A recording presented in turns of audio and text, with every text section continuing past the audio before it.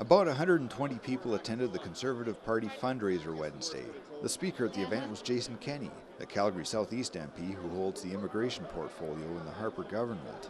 We want to make sure that immigration works for Canada, for our economy, and for newcomers. Kenney's directing his ministry to ensure better educated applicants are fast-tracked through the immigration process.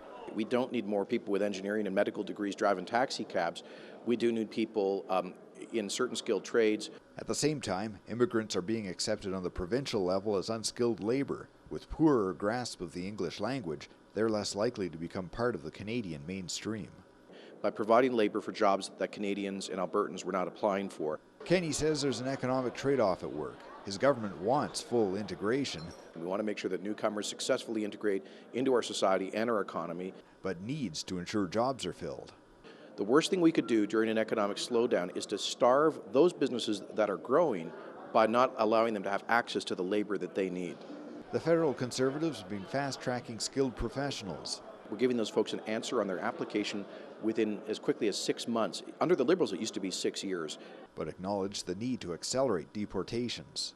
We do need to focus, I think, more on faster removals for people who are here illegally, and we certainly, I'm working with my colleague, the Public Safety Minister, on that issue.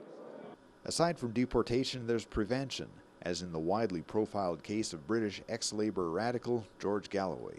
Mr. Galloway apparently was given a preliminary determination of inadmissibility to Canada by agents of the Canadian Border Services Agency, basically saying, you know, our law says that if you're a supporter of a terrorist organization, if you provide material support to an illegal terrorist organization, you're not admissible to Canada.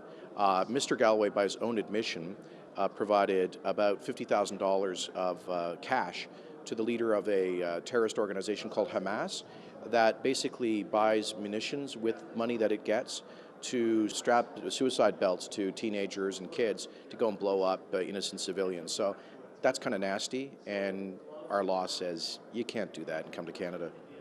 Kenney openly admits part of Canada's immigration policy is to make up for the country's falling birth rate. Yes. We have less than a replacement birth rate. We have growing labor market needs in the future. We've made huge promises about public pensions and health care. Someone's got to pay the taxes and create the wealth to pay for all those things.